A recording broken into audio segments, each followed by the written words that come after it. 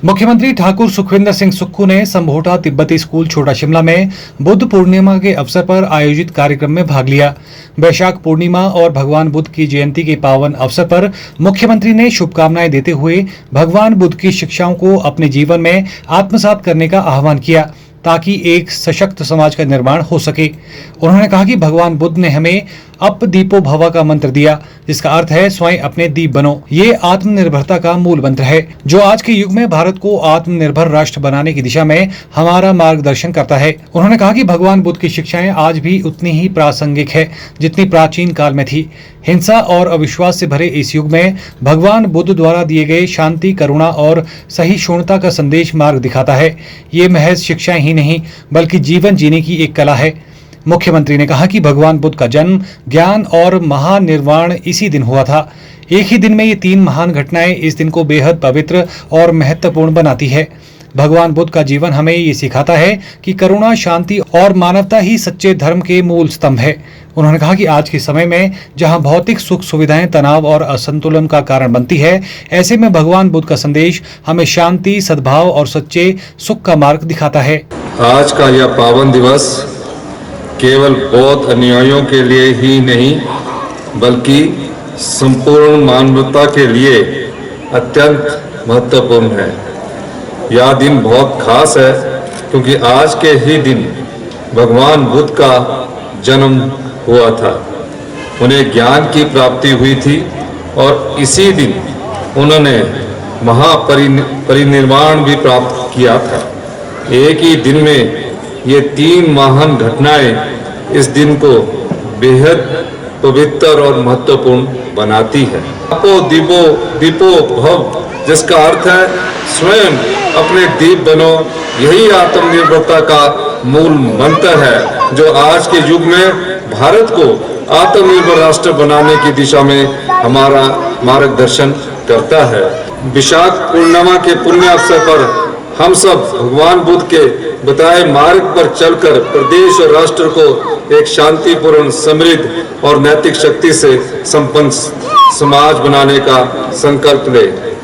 इस स्कूल से मेरा नाता आज से नहीं है।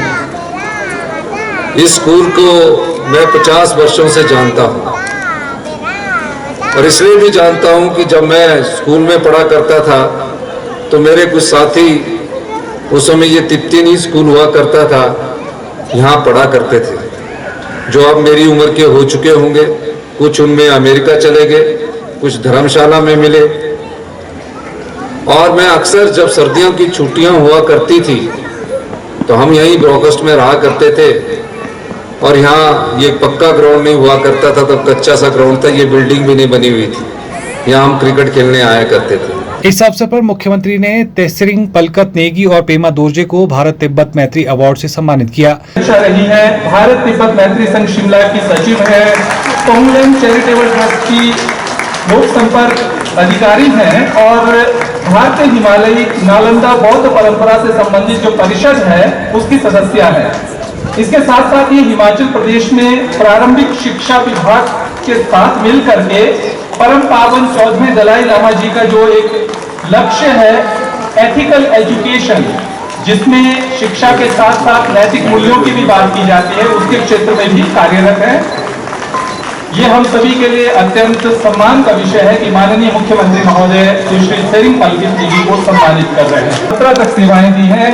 इसके अलावा क्षेत्रीय तिब्बती यूथ कांग्रेस में भी ये सदस्य रहे हैं और वर्तमान में स्थानीय तिब्बती असेंबली शिमला में 22 जुलाई 2022 से लेकर अब तक ये सांसद के रूप में, प्रतिनिधि के रूप में कार्यरत है। कार्यक्रम में तिब्बत, किन्नौर और लाहौल स्पीति की समृद्ध सांस्कृतिक परंपराओं पर आधारित रंगारंग सांस्कृतिक कार्यक्रम भी प्रस्तुत किए गए।